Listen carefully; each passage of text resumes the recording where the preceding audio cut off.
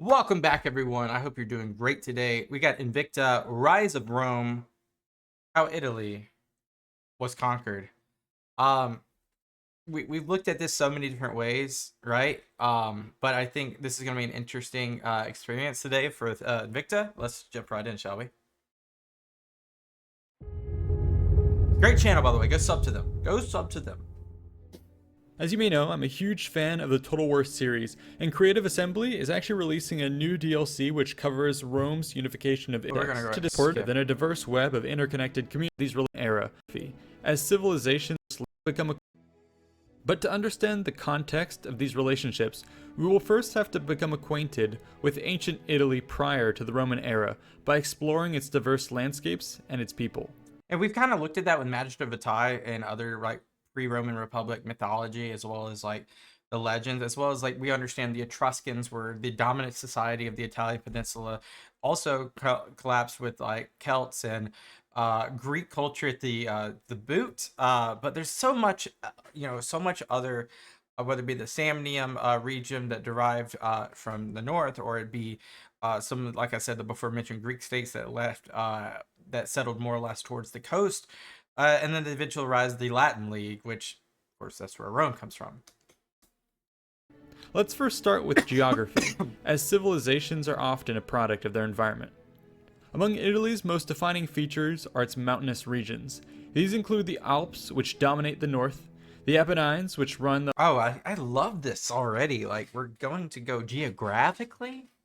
I love geography, guys. Along the spine of the peninsula, and the large volcanic mountains such as Etna, which dot the landscape. In fact, the mountain areas are... Can't forget Vesuvius. ...so extensive that they actually make up about 40% of Italy. From these heights, the terrain then unfolds like a rich tapestry, rolling from its peaks to its shores. Between the various folds in the elevation are great valleys and rolling hills that... So you got Apulia, Latium, Campania, Etruria, and the Po Valley. And you'll hear these geographic names come up all the time. Either dramatically spill into the sea or gently fade into it in the form of rich coastal flatlands. The mountainous terrain also leads to the creation of many rivers and lakes as snow melts. Lake Garda, Po River, which I've heard of. Lake Trasimene, very, very famous Lake Trasimene, where Hannibal, of course, just destroys an entire consular regiment. Lake Bolsania, the Tiber, obviously, the Arno, little less known, and rainwater make their way to the lower ground by one way or another. And finally, we should note that the Italian peninsula and its neighboring islands have a huge amount of coastline, with ready access to the wider Mediterranean. What this all means is that the diverse landscape of Italy led to a diverse community of peoples. Villages founded by early settlers would take advantage of their local terrain, and over time, their development would be molded by it. Fertile lowlands might turn them into farmers, rugged highlands might turn them into pastoralists, and coastal or river access might turn them into traders. The birth of these communities in such a wide range of environments therefore had a great impact on their varied cultural and military activities. It should also be noted that the fragmentary nature of Italy's landscape not only helped develop diversity, but also maintained it to a certain extent due to the relative isolation of communities. For example, if we look at Italy around the time of Rome's founding, we see a wide range of cultural and linguistic groups. Over the years, migrations and colonization further added to the complexity of the political environment. The namesakes of all this, Etruscans, Cisalpine Gaul has a lot of Celts, as they're formerly known. The Veneti, the Venetian area, which Venice gets spawned. Apulia, the Apuli, the Greek city-states at the bottom, like Syracuse and furthermore, like Bruttium. And then the Carthaginians, of course, prior to the Second Punic War, had huge influence on Corsica, or not Corsica, Sardinia, and Sicily.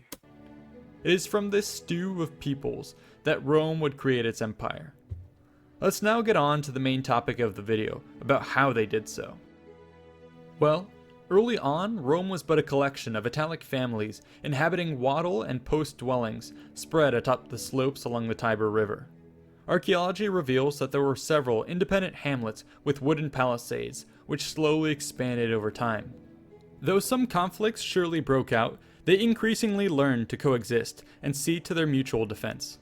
The joining together of such villages was a common occurrence, which the Greeks referred to as synoikism. And I think it really, I mean, I'm not an anthropologist by any means, but I think within like the anthropology side of this, these people get together, and you'll see peoples band together when there's a furthermost outward threat. So like you'll have like hamlets and villages band together from a regional defense, and then a regional defense like a national, and then you'll see like something like in the Punic Wars where you'll have all these Italian allies, loosely confederated allies, which have distinguished great animosity against each other over the centuries, band together to fight someone like Hannibal. But sometimes they'll defect, but most of the time people band together when there's proximity.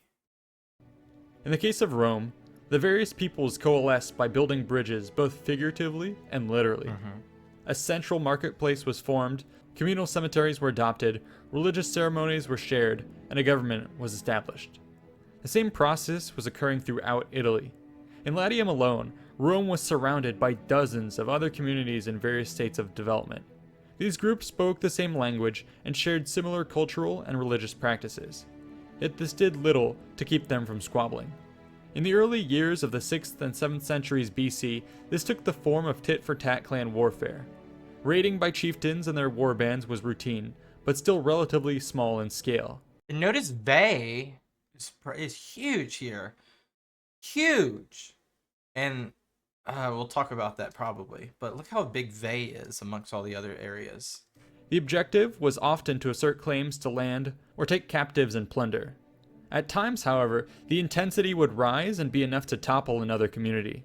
The historian Dionysius tells us that the first town to fall to Rome was that of Caenina, just a few kilometers away. Interesting. According to legend, Romulus killed their king in battle and celebrated the first triumph. Apparently, the defeat... I don't think Romulus had the first triumph. I thought it was somebody else down the... Was it Camillus? I can't remember if it was Camillus or it was someone before that. The town was forced to yield 1/3 of its land to Rome and accept a colony of 300 Romans. In time, Caenina would be absorbed through a similar process of synoikism that had occurred between Rome's original hilltop communities. Next came the town of Antemnae, located about 5 kilometers away along the left bank of the Tiber. These new communities were granted full Roman citizenship and its members added to the principal tribes of Rome. Throughout the decades, Rome would continue to topple more and more of its immediate neighbors. These vanquished would typically either be forced to relocate back to Rome or be diluted with Roman colonizers, and their farmlands merged with those of the larger group. Many who were ethnically and linguistically close enough to the conquerors would be granted full Roman citizenship, thus becoming liable for military service. In this way, the mass of the Roman state grew, and so too did its gravitational pull. It's important to note, however, that the gravitational... Whoa, that's really cool. Oh my gosh, that's a cool... It's like a clay version of like... Oh, that's really cool. center of these relationships would remain at Rome itself, as is evidenced by the transfer of religious cults and priests to the conqueror's settlement. Such united communities could now pool manpower and begin to throw their weight around to an even greater extent, thus perpetuating the cycle of conquest. For context, by the time of the expulsion of the kings and the founding of the Republic in 509 BC, Rome had annexed or destroyed about half of the 30 Latin communities, controlled around 800 square kilometers, and is estimated to have boasted a population of around 35,000 people. Yet we should not assume that this process was explosive, as expansion was achieved at a relatively glacial pace over several hundred years, with revolts and setbacks being relatively common along the way. I mean, it's not like Rome had an advantage. They're the underdog in the area. Like the Etruscans are so much more powerful than Rome, and Rome will obviously siphon culture from the Etruscans over time. For now, Rome was essentially playing bully with the kids in its own backyard. Sort of. As we mentioned earlier, there were in fact a huge number of other people across the Italian peninsula to contend with. Even just in the neighborhood, there were many whose strength rivaled or exceeded that of Rome. Like the Veii. These included the eastern hill tribes of the Sabines and Aequi, the southern Volsci, and the powerful northern Etruscan cities whose confederation at one point stretched from the Po Valley to Campania. Yeah, and then the Latin League kind of like separated that, and then the Campania. That's when you get like the Samni and Samnite like interference there. Warfare was endemic at the time, and Rome would pick a fight with many of these enemies. Or they would pick a fight with Rome. It goes both ways. In fact, they were not alone in these efforts, as the Latin communities had actually already formed a league for mutual defense relatively early on. This was initially centered around the town of Alba Longa, but as Rome's power grew, it increasingly came to dominate the group. However, the city's ascendance would not go uncontested, and in the 490s, the free Latin cities would band together to fight back against the nascent Roman Republic. And just like how London in the Heptarchy in Anglo-Saxon Europe became pretty much a central point for trade, on the roads that come into the trading powers of these different loose confederations and Etrusca, Sabines, and all that, Rome almost became like a center point. Very similar to how we will see hundreds of years later with Londinium, and how Londinium becomes like a central trading point, becomes such an important like place to be to have within your kingdom.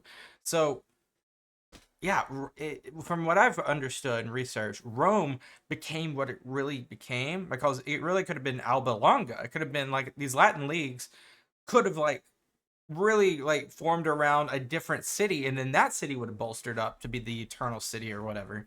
But Rome was just in a very opportunistic point between these places, and whether it be on the Tiber as well as it being in like that centralized location of trade, it actually elevated because of all of that. Economically speaking, that is why Rome kind of started building itself in the beginning.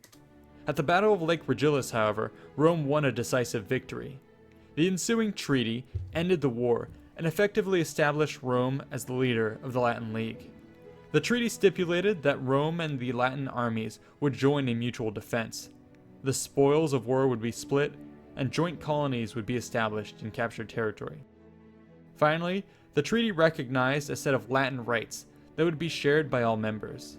This would prove a template for much of Rome's future expansion in Italy, where rather than outright destroying or displacing conquered communities, they would remain largely intact, but be entered into a treaty binding them to Rome and conferring them with a certain set of rights. Victory over the Latin League was a huge turning point that greatly added to Rome's military manpower and therefore military might. In the years that followed, the new league would be able to hold back and even take down its powerful neighbors. In the 5th century, they ventured further south and east, grinding their neighbors down through many years of warfare and the establishment of new Latin and Roman colonies to control key areas. For a long time, efforts to push north were rebuffed by the powerful and rich Etruscan city of Veii. Just 16 kilometers away, it had competed with Rome for control of the surrounding fertile land and the lucrative salt trade. And then that's when Camillus, the guy I believe was the first triumph. It might not have been him. It might have been one of the last kings, actually. But I think that's when he becomes on the forefront of history, when he helps sack Veii or siege Veii. Many battles and wars were fought, which saw the frequent exchange of territory, towns, and outposts. At the turn of the 4th century, however, the Etruscans were on the decline, and Rome finally managed to gain an advantage. This was not easy, as it supposedly took a decade of concerted effort to besiege and take the enemy's well-defended citadel in 396 BC. The victory brought huge swaths of territory under Rome's sway. Plunder and captives were brought back to Rome, while captured land was distributed to Roman citizens, and colonists were sent to inhabit former enemy territory.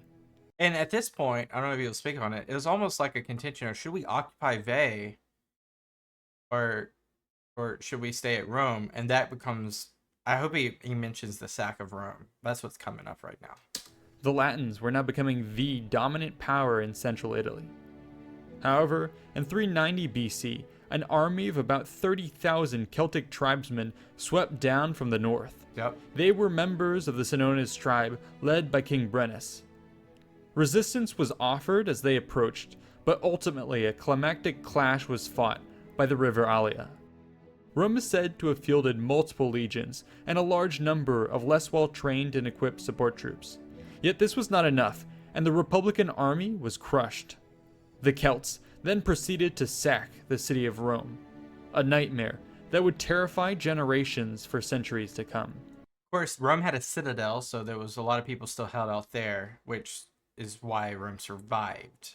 Plus, there's a mythological story of how that predecessor that I was talking about, Camillus, actually came back for support against the siege and the sack and saved the day. As the pillaging took place, some Romans managed to hold out atop the capital line, while I should, let him talk before I just... citizens fled into the countryside, along with the Vestal Virgins and many of Rome's senators. After several months of occupation, the Celts were eventually removed by a combination of bribery, disease, and the arrival of a fresh army raised by the Roman general Marcus Furius Camillus. Yet victory brought little comfort as the city lay in ruins. To make matters worse, some members of the Latin League began to break off, and Rome's traditional enemies launched opportunistic attacks. Surprisingly, however, Rome was able to weather the storm. This was in large part due to the recent conquest of Veii, whose rich land provided the resources and manpower to quickly rebuild the city of Rome. Civilians who had scattered to the countryside now made a return, and new grants of citizenship were awarded to the neighboring towns in an effort to revive the population.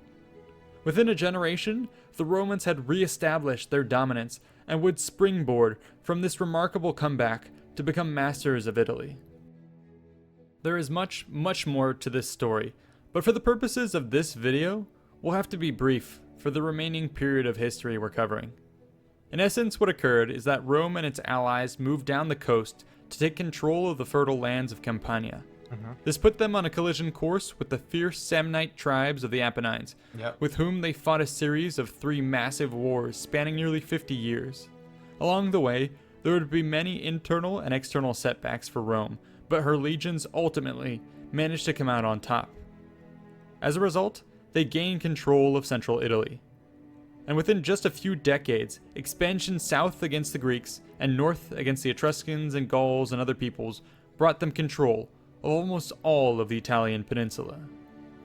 But again, I would remind you that Rome was not merely painting the map red by planting its flag across the world. As we pointed out, there were a range of activities taking place to actually forge together all the constituent pieces that made up the Roman territories. To summarize, these methods of conquest involved 3 main ways. The first method involved direct conquest. This meant the acquisition of territory and the incorporation of its inhabitants into the Roman citizenry. Like after the sack, that's what they did. Here we should note that populations were typically granted different statuses. Those communities most closely related to Latium were given full Roman citizenship, while the more distant communities might be granted the lower status of civitas sin suffragio, or citizens without the right to vote. They would all, of course, though, be subject to military service. Which you'll see so much animosity over the hundreds of years. The second method of conquest involved colonization. This meant founding Roman or Latin colonies in the territory of defeated enemies at strategic locations. Like Veii. The communities were not given Roman citizenship, but instead were granted Latin rights. They functioned as a defensive network for Rome, but did not serve in the legions. Rather, they served as troops in the ally formations. I can't remember if it was all the way up to like the Marian reforms when that gets overturned.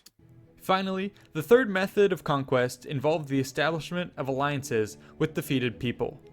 This was perhaps the most like Samnium. Common approach, as the allies retained much of their autonomy in exchange for supplying the Romans with equipment, soldiers, ships, or other demands for support. Thus we see how Rome was able to keep a fairly hands-off approach to governance while extracting massive amounts of military manpower from its network. This extraordinarily deep pool of manpower would prove to be one of the keys to Rome's conquest of the Mediterranean.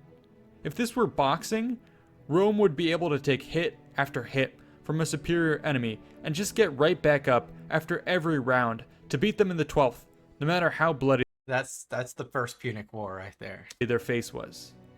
The real secret to beating Rome was actually to crack open its alliance network and deprive it of its manpower resources.